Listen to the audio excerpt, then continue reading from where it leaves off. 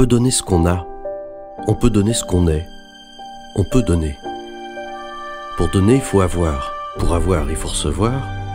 Pour recevoir, il faut être disponible. Pour être disponible, il faut regarder ailleurs. Pour regarder ailleurs, il faut se décentrer de soi-même. Pour se décentrer de soi-même, il faut sentir ce qui est bon pour soi. Notre propre expérience se nourrit de celle des autres.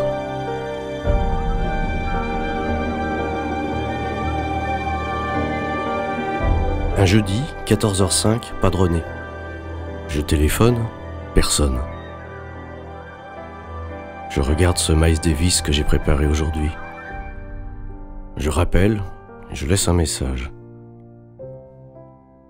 Sa femme m'a rappelé le soir. Elle m'a dit que son mari était hospitalisé, mais que c'était une bonne nouvelle. On avait trouvé un donneur et on allait lui transplanter un rein. Elle a raccroché en me disant qu'elle me tiendrait au courant et qu'il me contacterait dès son retour. René à l'hôpital, un rein. René avait besoin d'un rein, je n'en savais rien.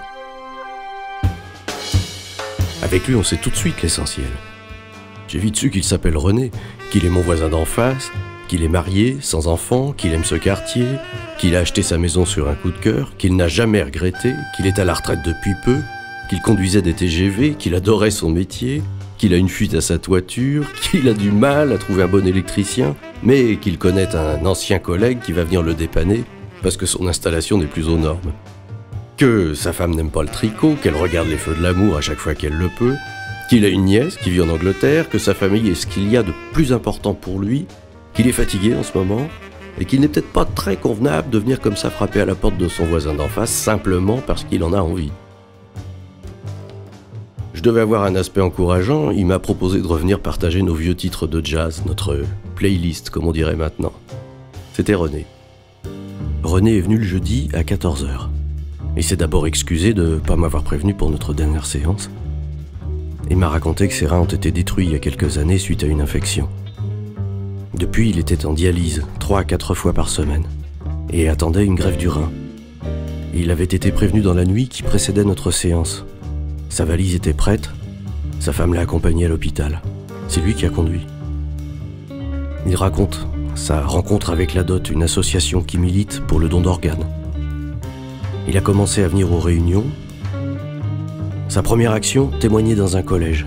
Il raconte ses peurs, son sentiment de légitimité, l'utilité de la démarche. Il commence à trouver quelque chose qui ressemble à une ébauche de projet de vie. Il est de plus en plus actif, de plus en plus au courant sur les greffes, cœur, poumon, cornée, rein. La vie dans l'association lui permet de se redonner des objectifs après sa retraite anticipée.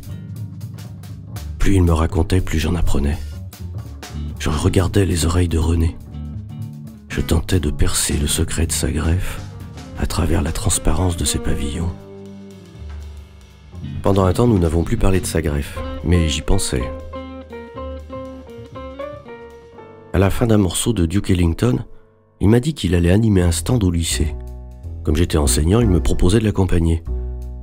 Un stand. Devant ma réaction, René a souri. Je devais avoir la tête de quelqu'un qui imaginait le pire.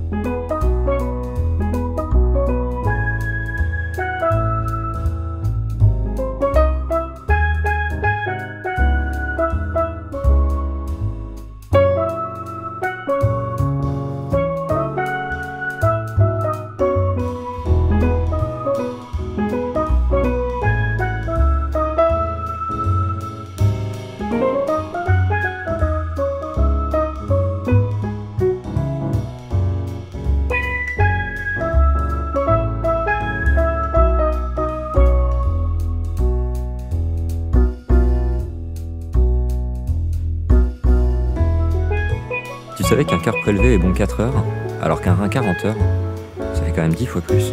Pourtant, je suis pas bon en maths. Bah non, tu peux pas donner des organes qui sont pas à toi. Quand t'es mort, c'est pour la vie.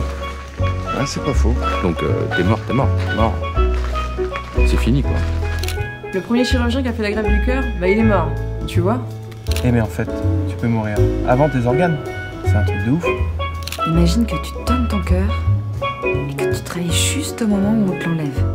Tu dois flipper grave. Bah, t'as déjà vu un don payant, toi? Alors, je pense pas qu'ils endorment celui qui est mort pour lui prélever des organes. Ou alors, il y a quelque chose qui m'échappe. Ils viennent en avion ou en hélicoptère amener un organe qui est stocké dans une glacière. On s'en fout de la couleur de la glacière. La carte de donneur, ça veut dire que tu donnes tes organes. Ça veut pas dire qu'on te les prend. Celui qui est greffé, il doit pas trop savoir à qui dire merci.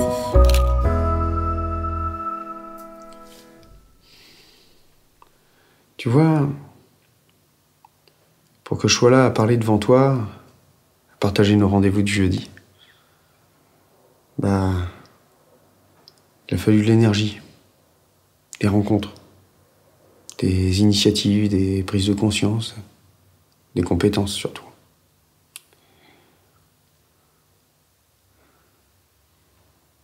Et encore, moi je vais te dire, j'ai eu de la chance. Parce que j'avais juste un rein, moi, que j'attendais. Il y en a qui attendent des poumons, un cœur. Ils sont même pas sûrs de vivre assez longtemps pour en profiter. Ouais. Ouais, ça, c'est quelque chose que je ressens. Tu vois, au plus profond de moi-même. C'est comme si... C'est comme si j'avais une responsabilité. Voilà, c'est ça. Ouais, pour moi. C'est comme si... Mon seul boulot, ça, c'était de garder ma place dans le monde. Tu vois, de partager ce qui m'a été donné, de transformer les doutes en décisions, de vivre et de le faire savoir.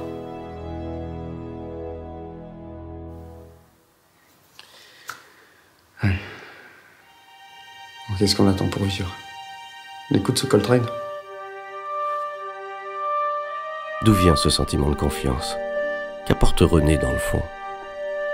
De l'information, son expérience, ses capacités à partager ses ressentis, sa bonne tête. Il parle de ce qu'il connaît. Il a vécu les événements dont il parle. Il participe aux activités d'une association. Il développe ses capacités relationnelles. Il est concerné, investi en tant que citoyen. Tu vois, Julia, toi, tu débarques là dans l'assaut et puis tu vas te retrouver à co-animer un stand de la dot à la fac. Bah, j'espère que la petite histoire de notre rencontre avec René pourra t'aider, quoi. Je sais pas. Toi, au fait, qu'est-ce qui t'a motivé? Bah écoute, tu vois, mon frère... Allez, c'est l'heure de manger, là. Ah, René, bien. Merci. Ah ouais, super. Tiens, je prends celui-là. Bien. Vous voulez une serviette? Ouais. Tu dis toujours que je mange salement.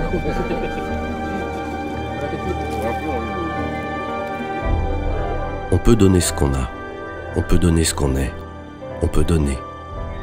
Pour donner, il faut avoir. Pour avoir, il faut recevoir. Pour recevoir, il faut être disponible.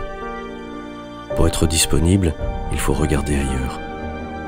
Pour regarder ailleurs, il faut se décentrer de soi-même.